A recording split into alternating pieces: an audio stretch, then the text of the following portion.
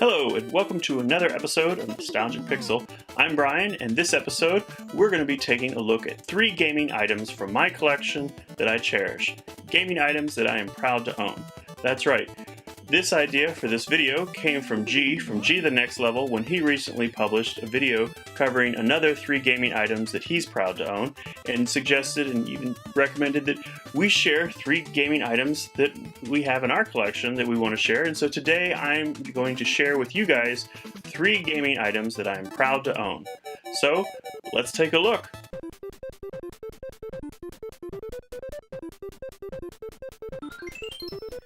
First item we're going to be looking at is one of my earliest gaming items that I collected, and this is my R.O.B the Robot.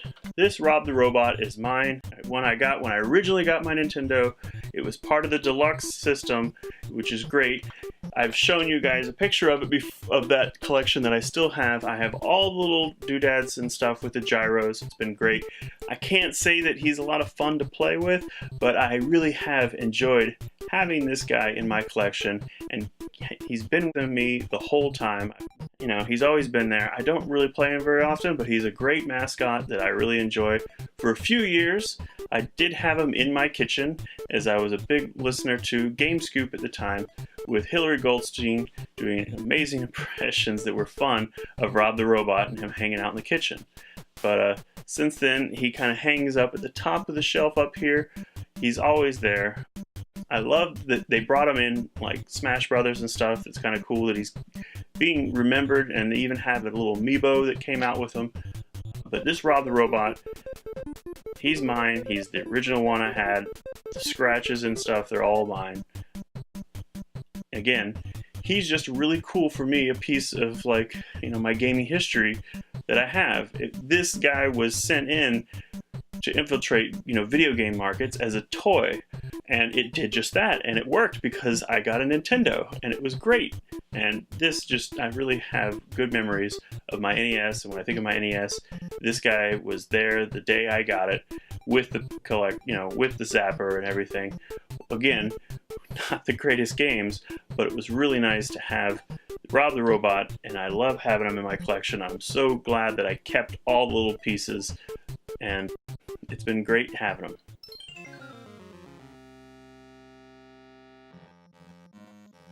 The next item we're going to be looking at is my Resident Evil 4 GameCube chainsaw controller.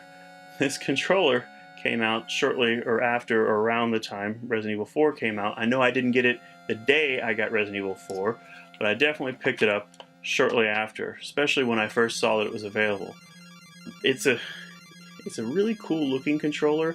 It is not a very practical controller. In fact, for a long time, this has been my 4th GameCube controller. So for a long time when playing games like Mario Kart or any 4-player games on my GameCube, this was kind of used as the great equalizer, as this is a very awkward controller to use, and the orientation is weird. Even to hit the Z button, you have to like hit it with the back of your finger.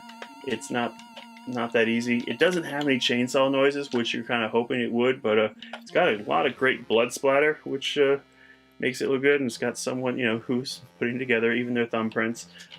It's been cool. Again, really neat item, not very practical, but I'm a big Resident Evil fan, and this chainsaw was really cool. They later released the game on the PlayStation 2, and that came with its own chainsaw controller, but at the time I already had this one, and I didn't think I needed a second chainsaw controller in my collection, especially considering how impractical they are as being a controller themselves. I know, one controller was enough, and I wasn't, as much as I love Resident Evil 4, I really liked it on the GameCube at the time, and the PS2, you could just, it just is not the version that I would have chosen to play, so I didn't really want to, at the time, get that chainsaw. Although it's a really cool chainsaw controller, and I would love to have it in my collection someday. It was just, at the time, I only felt like I needed one chainsaw controller, and I already had this one, and this is a great one. It even is, you see this in the game, is that one of the enemies has the yellow chainsaw and chases after you. So it was really cool. Again, great option for the great equalizer. And what I meant by that was, like, if I'm playing Mario Kart, whoever came in first, whatever controller they were using, they now got to use the chainsaw controller in the next round. so that made it fair for everyone else. So it wasn't that the worst person was getting the chainsaw, it was that the first person was getting the chainsaw. Again, I have now 4 regular GameCube controllers that people can use, so this doesn't get broken out for that. But, you know, if anyone's interested in playing it, I've got it. GameCube had a lot of interesting controllers. This is definitely one of them. Again, it didn't do anything special but be a controller and look like a chainsaw. So, but it's really cool. It's one of my collections. I still have the box even though it's falling apart. Again, this is one thing I'm really glad to have in my collection.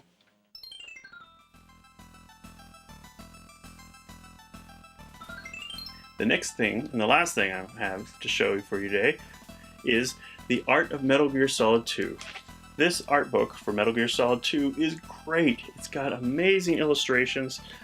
You know, our favorite guy Raiden from 2, as well as everybody else's, our Solid Snake, and it's just, the art in this is beautiful. I've always really loved the art style. I picked this up, I believe it like a Akon in Dallas, like in the mid-2000s. It was really cool find. I haven't seen too many others. I really enjoy having this. As someone who has like an art major, this for me, art book, has been great, and I really love going through it. It's got some beautiful illustrations that I really like. The use of color, and then the strokes with the brushes, and the way the concept art and the stuff, the style. It's also being kind of interested in game design. It's been great because it shows you all like the concept art that led up to like the levels and the characters, and just kind of the way they were thinking about things when making the game. It's been great. I enjoy having art books for video games. This one is a really great one to my collection. I'm really happy to have. Well, that's a look at 3 gaming items that are in my collection that I cherish, that I'm proud to own. I'm happy to share those 3 with you. And thanks again, G, for suggesting to make a video on this. It was a lot of fun going through things and figuring out which 3 items that I wanted to talk about with you guys today and share. I hope you guys enjoyed it. Again, I would recommend, if you guys are out there making videos, is to make a video on, 3 special items that you have in your collection that just, mean a lot to you. Thanks again for watching. Please like and subscribe and share with your friends.